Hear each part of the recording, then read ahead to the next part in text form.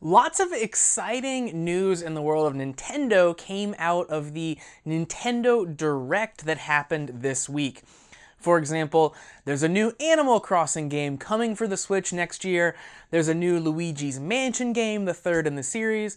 We're getting some very cool NES retro controllers to be used with the NES classic games that are coming out on the Switch online service. But I think the thing that excited me the most to come out of this Direct is the news of the RPG called Town from Game Freak. What's up, everybody? I'm Josh Meek, the Uber Geek. Thank you very much for tuning in to Pretty Dece, your daily entertainment and pop culture show.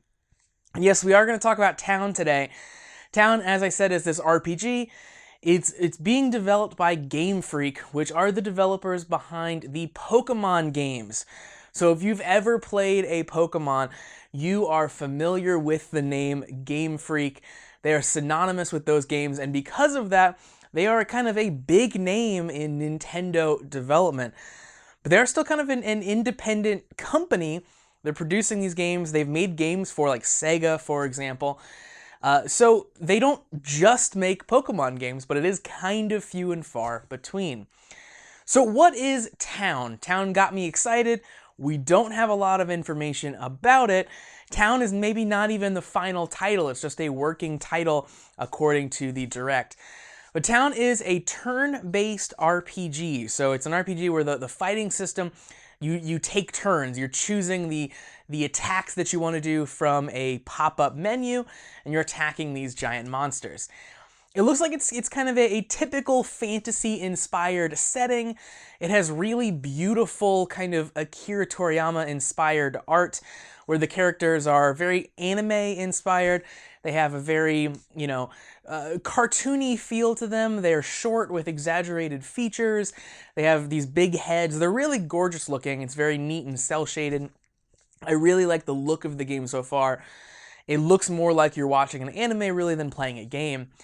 And the premise here is that monsters are attacking your town, hence Town, and you are trying to defend the town from these monster attacks. Now, these monsters aren't like pocket monsters in their Pokemon games. They are gigantic beasts, according to the one monster that we see in the trailer. The one in the very brief trailer kind of towers over the buildings in the town, and both is kind of scary, but also kind of adorable.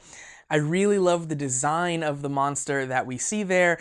It has kind of some like weird demon-inspired horns, but it's also, like I said, very cute, very, very cool design. Gets back to kind of some of the early Pokemon designs where it is all realistic, all believable, but also very iconic as far as the general design of the monster goes. So very, very cool stuff. I like what I've seen from that one monster. And it seems like from the trailer and a little bit of information that's out there that you'll probably be upgrading your town or recruiting townsfolk along the way, because it seems like the entire game will take place in this one town. So unlike a lot of RPGs where you are setting off and you're exploring the entire world map and you'll go all over the globe, you're kind of going to be positioned in one town here. So chances are you're going to be expanding your forces or growing in some way to make up for the fact that you're not moving about the game world.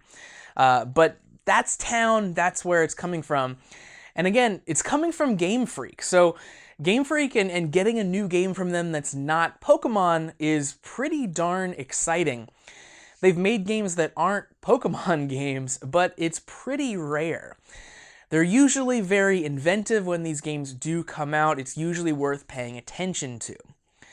Game Freak actually started, interestingly enough, as a self-published video game magazine.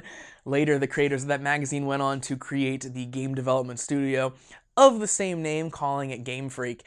And again, they've kind of been doing Pokemon for years and years and years. But they do have some other games that are non-Pokemon games. For example, they kind of recently made the game Tembo the Badass Elephant that was put out with Sega. It was this kind of really beautiful art side-scroller, this action side-scroller That looks really cool. If you've never heard of Timbo, go check out some video, go play it. It's a very neat game. They also, fairly recently in the last couple years, put out the game Pocket Card Jockey, which is definitely one of the coolest games that basically no one played, because it came out on the 3DS eShop, so there was no physical release, and it was on an online store that most people don't really check that often. But it was this very interesting take on solitaire, the card game solitaire, but also horse racing. So it's kind of a horse racing solitaire simulator. Very, very wacky, very interesting game. And they really kind of knocked it out of the park with that. Very different game than Pokemon. Timbo the Badass Elephant is, again, a very different game than Pokemon. So it seems like whenever Game Freak gets a chance to do a game that isn't a Pokemon game, they really pull out all the stops. They try something that's very different. They really do something that is unique, that they get to kind of flex their creative muscles with.